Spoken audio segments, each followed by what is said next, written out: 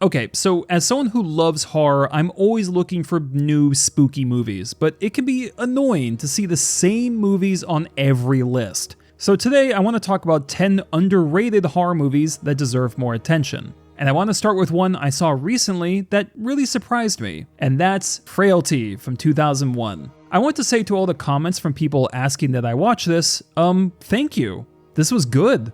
It's the first film directed by Bill Paxton, who also plays the father in the film, and you wouldn't know it. This is confident, stylish directing. He must have had a good working relationship with his DP, or director of photography, because the cinematography is solid, and the lighting in particular is very impressive. I do wish the kids gave better performances. They aren't bad, not at all. In fact, the eldest is quite good, but I think the script demanded something stronger. Paxton himself is great, and so are Matthew McConaughey and manliest name ever nominee, Powers Booth. Without spoiling anything, I'm not a fan of the twist, and I realize with this movie why many twists don't work. If it's not well set up, it has to spend all this time justifying it. The twist here isn't just messy and nonsensical, but completely unnecessary, and it takes a steel bar to the kneecaps of the third act. Still, it's not enough to ruin the film. The story and presentation get the job done. The concept at the heart of this is disturbing, both in its violence and psychological manipulation, but also because it feels real. Stuff like this happens, and watching it unfold as a fly on the wall is an intense experience. Solid movie, big recommend, just don't be put off by the poster. Bad poster doesn't always equal bad film. Ain't that right, X-Men First Class? Next is May. This movie should be famous, first and foremost because of the lead actress. It is straight up stupid how good she is in this movie. The emotions she has to reach, the full arc her character travels, the fearlessness in which she plows ahead in such awkward, twisted sequences, it is glorious to behold. She makes May an empathetic character, despite how psychotic May is. The ending manages to be equally gut-wrenching and soul-crushing. A great deal of that is due to Angela Bettis. Beyond that, the shot composition actually matches the themes of fantasy and body parts. Everything in the film is through May's eyes, and so we see her fantasies in real time, and the camera cuts up people's bodies, isolating and lingering on certain parts. The music has a sick fairy tale twinkle to it that is just perfect. The plot is fascinating, as it follows what seems like your standard person falling apart journey that we've seen before, but the character in some ways isn't falling apart. She's growing stronger, she's gaining confidence in the most deranged way. May is funny, upsetting, nerve-wracking, and dramatic, and altogether a very entertaining character study that deserves more attention. I'm recommending a hefty variety of movies today, but honestly, I'd start with this one. It's awesome. Okay. Animal hospital, huh? Some people think it's kind of gross. I love gross. Really? Disgust me, please.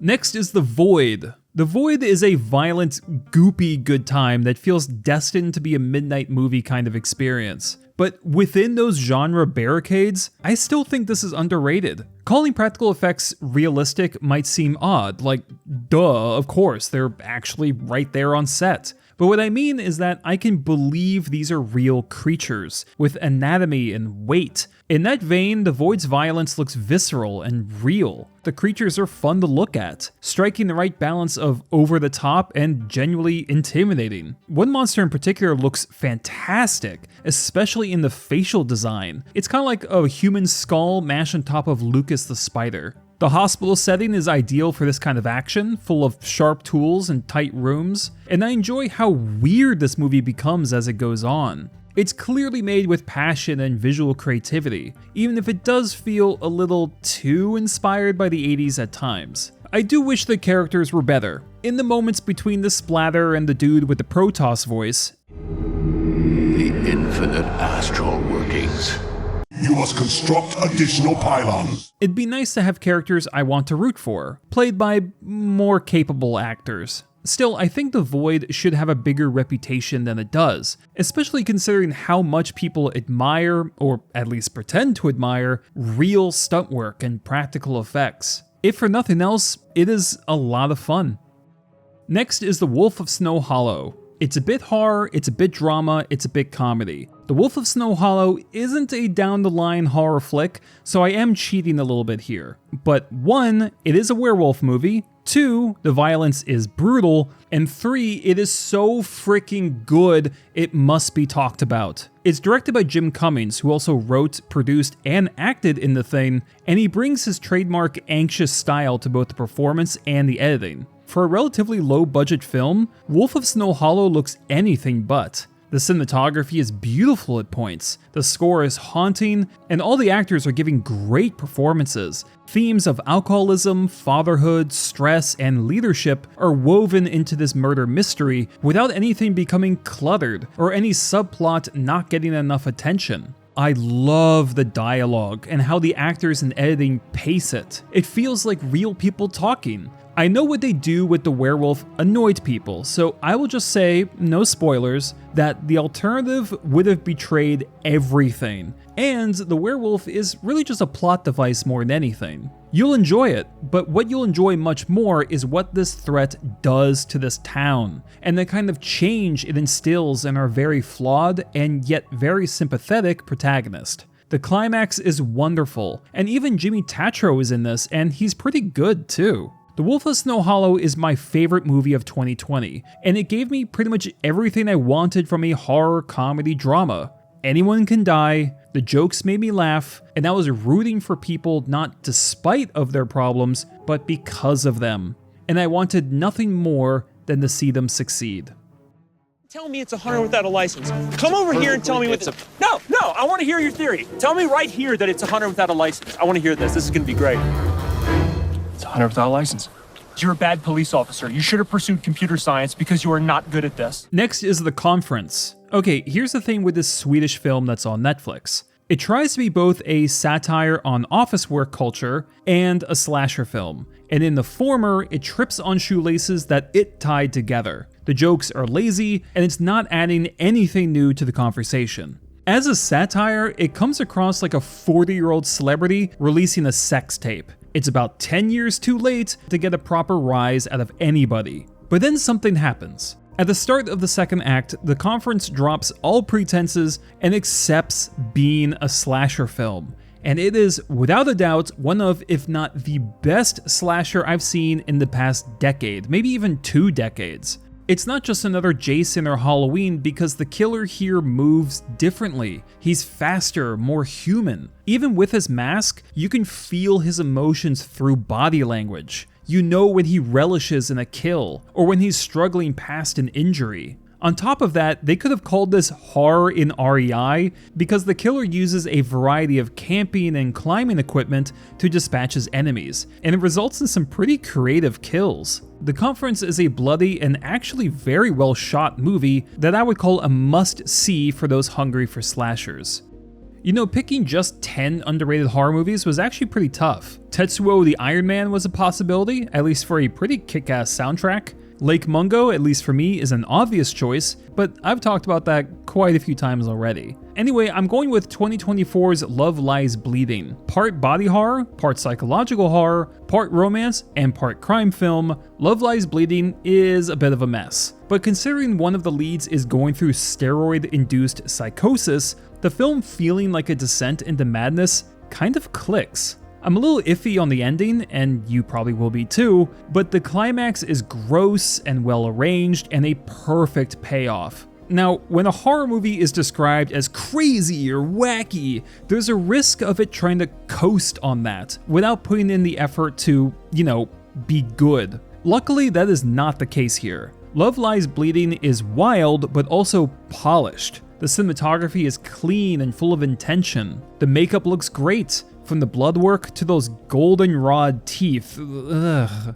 No actor is half-assing it, or overacting like they're in a niche film not made to be taken seriously. I believed Dave Franco's fear, Ed Harris's experience in crime, and the chemistry between Kristen Stewart and Katie O'Brien. And with that, O'Brien steals the show here, not just because she looks like she can bench 4 Lizzos. Okay, she body shamed her own crew. I think it's fair to spin the mirror around.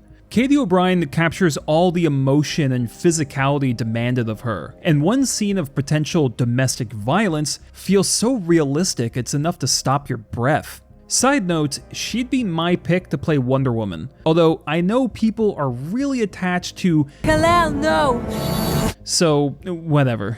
It looks great, has a lot of style, and packs a punch. Check it out.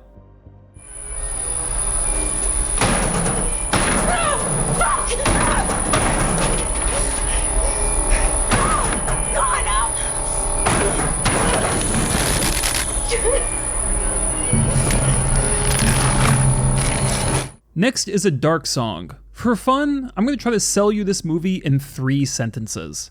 The exposition of these rituals is so well paced and interesting that anime writers should be required to watch it. Despite the plot being dark enough to feature stab wounds and drinking blood, the film's color combinations pop like a Crayola box. Lastly, a dark song's ending actually feels like a logical conclusion of events and fits the film's tone, unlike some, movies I could mention. Next is Tesis, or Thesis, which is a low-budget Spanish movie about snuff films. This is the first full-length feature by Alejandro Amendabar, who shot it in the same film school that he attended. So if any of you are in school right now, well, first off, I'm very flattered that you're watching my video instead of studying, and you're trying to figure out how to make your movie, there is a way to shoot this at your actual school without it looking amateur, and leaning into the film student aspect may be a winning formula. What especially works here is the focus. Thesis keeps its attention on the snuff film element, dissecting its history and culture. It also does what good films should do, and that's making us care about the characters who are investigating, not just the investigation itself. The 2 leads have an entertaining friendship. They're prickly, antagonistic, and yet connected by a desire for discovery. They grow closer, but the story doesn't flirt with romantic attachment. It's more like detectives becoming pals through a common threat. It's a story that treats its concept and its audience with maturity. It's like it's sitting across from you and going, look, this is what a snuff film is. We're going to explore it. Not in an edgy or exploitative way, but just really break it down, like adults. And yet, the film manages to build some intensity along the way. Out of these 10 movies today, this would get the lowest rating, but it's one I really like, and one I still think is massively underrated, especially for people who dig low-budget, good movies like Primer or Coherence. Give this one a go. Second to last is The First Omen. I mean, what can I say? I'm kind of obsessed with this one. Yes, I still think that the attachment to the Omen franchise is like a stubborn bridle more than anything. Let this movie roam free, it's aching for it. Other than that, yeah, this is something special. It has all the polish of modern horror, and yet there's something so bizarre, even psychedelic about how shots are set up, how characters are introduced, that it reminded me of the 60s and 70s. All the acting is fantastic, shout out to the girl in that terrifying pregnancy scene, Jesus Christ, and Nil Tiger Free is able to pull off different emotional stages with conviction. The score by Mark Horvin and production design are both professionally done, but the real winner is the cinematography. Framing, angles, dynamic lighting, the length of shot. It is hauntingly beautiful. Don't expect a scary film, although there's definitely one scene that might get you, but do expect a trippy, gorgeous, and emotionally harrowing movie that, before you ask, knocks immaculate out of the water. I'm as sick of prequels, sequels, and remakes as many of you. But if for nothing else, watch this one just to look at it. And last up is The Bay. The Bay sunk its claws into me, and has a good shot of making the list of my yearly 6 horror films that are actually scary video. It freaked me out, man. The Bay does something I've seen other found footage, pseudo-documentary, and hell, even epic films try and fail to do. And that is convincingly portray an entire city sinking into chaos. I bought it. It's a combination of many things. Mostly good acting, purposeful editing, effective music, but I think what really sells it is just how much footage they get. Police cams, a journalist, scientists conducting experiments, emergency consultations between a surgeon and the CDC, and a highly disturbing home video of a couple in a lake more carnivorous than Hollywood executives when they see Pedro Pascal has a free day. All of this helps sell that this is a widespread pandemic. All these locations and subplots get ample time to develop. And I really like the back and forth between that doctor and the CDC. They're the experts. So it's a neat way to provide explanations for what's happening, but also increase the fear, as we see even them, the rational ones, slowly lose their composure. Yeah, the visual effects, the few there are, could be a little better, but the makeup is gruesome, and honestly, that alone scared me. This film isn't just frightening because it's realistic, although that helps. It's scary because it put in the work to make me feel like a town was bleeding to death. Rec is still the king of found footage and Lake Mungo the godfather of pseudo-documentary, but I'd like to see the Bay lifted from the masses as well. A gory, captivating movie that you should watch, if gory and captivating movies are your thing. So, have you seen any of these films? What other horror flicks do you think are underrated? Comment below and check out the other horror playlist for more videos. Click the Patreon link below to support the channel, subscribe, share, you guys are awesome, and as always, thanks for watching.